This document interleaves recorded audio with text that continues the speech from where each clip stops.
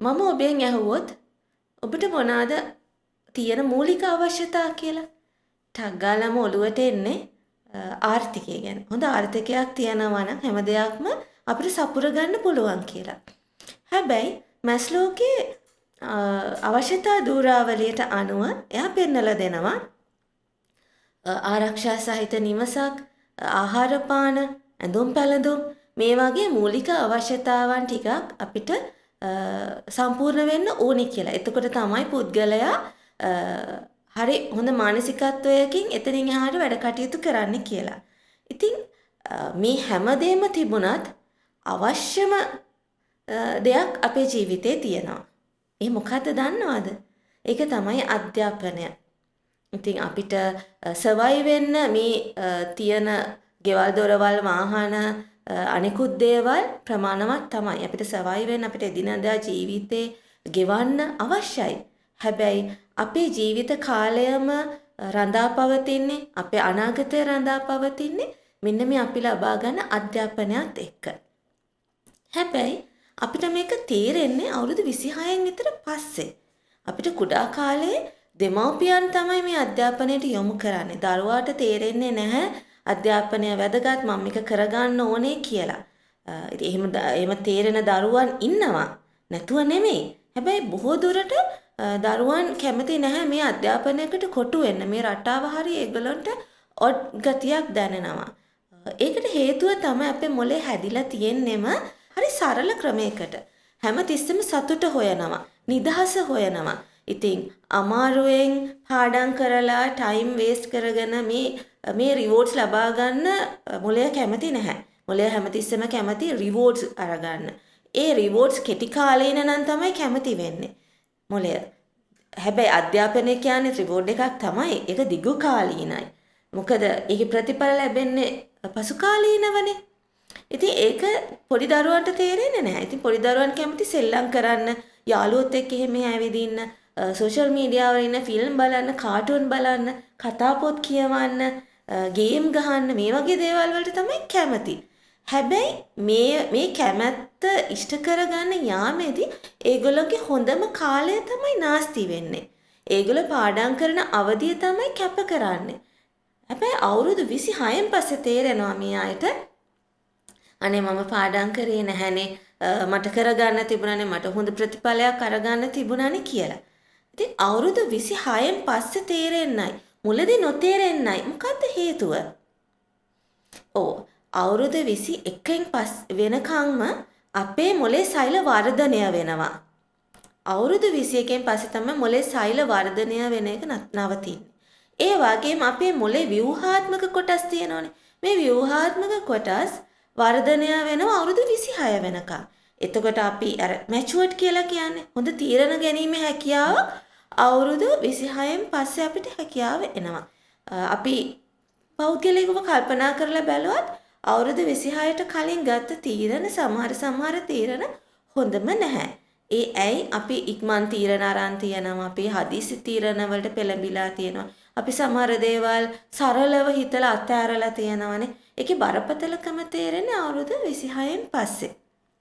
ඉතින් මම මේ මෙච්චර වෙලා කිව්වේ අධ්‍යාපනයේ වටිනාකම ගැනනේ දරුවන්ට. ඉතින් අධ්‍යාපනයේ වටිනාකම ගැන කතා කරනකොට මේ පාඩම් කරන රටාව හරිම ගැඹුරුයි කියලා හිතෙන්න පුළුවන් දරුවෙකුට. කොච්චර පාඩම් කරත් මතක හිටින්නේ මම පොත කියවනවා. මම අච්චු පොත කටපාඩම් කරනවා. හැමදාම රැයට ගෙදර ඇවිල්ලා පොත බලනවා. ඒ වුණාට විභාගෙට ගිහිල්ලා ලියනකොට මට හරියාකාරව ලකුණු නැහැ. මම පන්තියේ යම්කිසි මට්ටමකට එන්න මම try කරනවා. ඒත් මට මේ මට්ටමට එන්න බෑ. මගේ ලකුණු මට්ටම තියාගන්න විදිහක් නැහැ. හොඳ මට්ටමක පවත්වාගෙන යන්න බෑ. ඇයි මේක මෙහෙම වෙන්නේ? මම කොයි විදිහටද පාඩම් කරන්න ඕනේ කියන එකට ඒ දරුවා එනවා. ඉතින් මෙන්න මේ පාඩම් කටයුතු ගැන කතා කරනකොට පාඩම් කරන ක්‍රම අපිට වැදගත් වෙනවා. ඉතින් පාඩම් කටයුතු කරගෙන යනකොට එක එක විදිහට අපි පාඩම් කරනවා. දිගටම පාඩම් කරලා අච්චුපත පාඩම් කරලා ප්‍රශ්න පත්‍ර වලට උත්තර ලියනවා. එහෙම නැත්නම් අපි සෙමිනාර්ස් වලට සම්බන්ධ වෙනවා. එහෙම නැත්නම් අපි රූප සටහන් බලනවා, වීඩියෝස් බලනවා. මේ විදිහට එක එක ක්‍රම සමහර ළමයි යොදා ගන්නවා. මොකද එක එක අය විවිධාකාරයිනේ, එක එක දරුවන් විවිධාකාරයි. ඒගොල්ලෝ ග්‍රහණය කරගන්න ආකාරයත් විවිධාකාරයි. ඉතින් මනෝවිද්‍යාවේ හොයාගෙන තියෙනවා පාඩම් කරලා විභාග ජයගන්නේ කොහොමද කියලා. මේ විදිහට එක එක ටෙක්නික් තියෙනවා. ඉතින් මම අද කතා කරන්නේ පොමොඩෝරෝ ටෙක්නික් එක ගැන.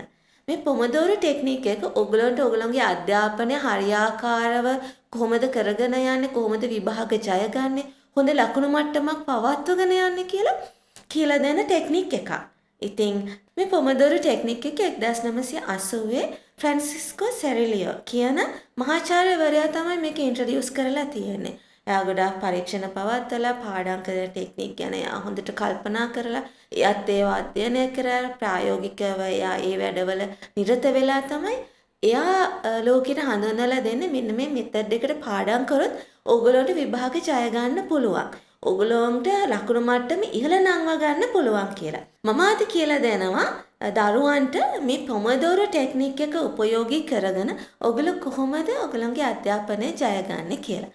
ඉතින් මෙන්න මෙහෙමයි. මේක පොඩි සරල කාරණාවක් තමයි තියෙන්නේ. මේ සරල කාරණාව සරල වුණාට මේක හරියාකාරව කරගෙන ගියොත් ඔයගොල්ලන්ට පුළුවන් ඔයගොල්ලන්ගේ ලකුණු මට්ටම ඉහළ නංව ගන්න.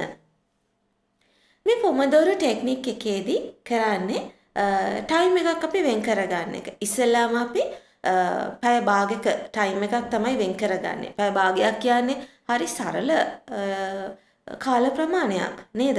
ඉතින් මේ කාලය අරගෙන පැය භාගයක් විතර ඉස්සෙල්ලාම අපේ අධ්‍යාපනයට යොමු කරගෙන මේක ස්ටාර්ට් කරාට පස්සේ අපිට පුළුවන් කාලයත් එක්ක මේක ටික දීර්ඝ කරගන්න. ඉතින් පැය භාගයක් විනාඩි 30ක් අරගෙන ඒකෙන් විනාඩි 5ක් වෙන් කරගන්න. විනාඩි 25ක් ඔයගොල්ලෝගේ පෙළපත පාඩම් කරන්න පුළුවන්. එහෙම නැත්නම් ඔයගොල්ලෝගේ නෝට්ස් පාඩම් කරන්න පුළුවන්. නෝට් එක කියව ගන්න පුළුවන්. නෝට් එක කියවගෙන විනාඩි 25ක් තිස්සේ හෙඩින්ග්ස් ඒකේ තියෙන කරුණු ඒකේ විශේෂ සිදුවීම් ටික හොඳට අපි අධ්‍යයනය කර ගන්නවා. ඒක හොඳ අවධානයෙන් අපේ මොළයට ධාරණය කර ගන්නවා. ඊට පස්සේ විනාඩි 5ක් අරගෙන S2 පියාගෙන මේ අපි පාඩම් කරපු දේවල් නැවත මෙනෙහි කරගෙන අපි අපිත් එක්ක සාකච්ඡා කරනවා. හෙඩින් අරගෙන මූලික මාතෘකා අනුමාතෘකා අරගෙන අපි අපිත් එක්ක සාකච්ඡා කරනවා. ඉතින් මේක විනාඩි 25ක් සහ 5ක් තමයි මේකට යොදාගන්නේ. ඒ විනාඩි 5න් පස්සේ අපි ආයෙමත් විනාඩි 5ක් යොදාගන්න. මේ විනාඩි 5 කියලා කියන්නේ අපිට පොඩි මොළයට දෙන රෙස්ට් එකක්, රෙස්ට් පීරියඩ් එකක්. අපි පොත වහලා තියලා අපි අපිත් එක්ක S2 පියාගෙන ඒ පාඩම මෙනෙහි කරන අපේ මොළයට පොඩි රෙස්ට් එකක් අරන් දෙනවා.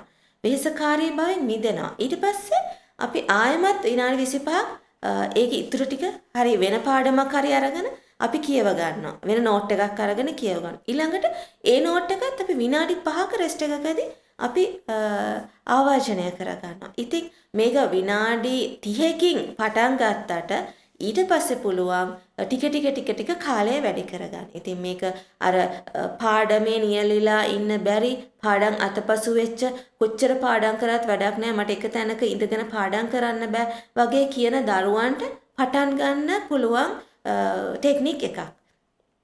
ගොඩක් ADHD දරුවන්ට එක තැනක ඉඳගෙන ඉන්න බැරි නම් එයාට පොත් පාඩම් කරන්න අමාරුයි නම් නෝට් එකක ඉන්නකොට හිත එහෙ මෙහෙ දුවනවා නම් මෙන්න මේ ක්‍රමය පාවිච්චි කරන්න පුළුවන්. මොකද විනාඩි 25ක් වගේ කාලයක්නේ කැප කරන්න තියෙන්නේ. මුලදී අපි ඉතින් කැප කරන්න ඕනේ මේකට. දවස් 21ක් විතර මේ ක්‍රමය කරගෙන යනකොට අපේ මොළේ අඳුර ගන්නවා හරි මේ ටෙක්නික් එකට අපේ මොළේ සූදානම් කියලා. ඉතින් ඒක ඕගලන්ට හුරු කරන ලොකු ක්‍රමයක්. ඉතින් මේ පොමොඩෝරෝ ටෙක්නික් එකෙන් ඕගලන්ට පුළුවන් ඕගලන්ගේ ලකුණු වැඩි කරගන්න.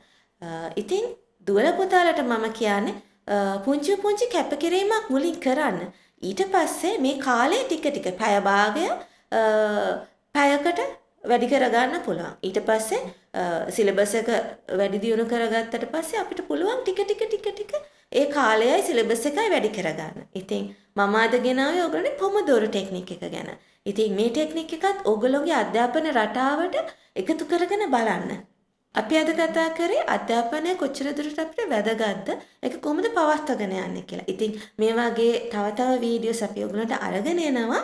ඉගෙන ගන්න දරුවන්ට කොහොමද ඒගොල්ලන්ගේ අධ්‍යාපනය වැඩි දියුණු කරගන්නේ කියලා. ඉතින් ඔයගොල්ලෝ අපේ channel එක subscribe කරන්න, bell icon එක click කරන්න. තවත් මේ වගේ videos ඔයගොල්ලන්ට බලා ගන්න පුළුවන්.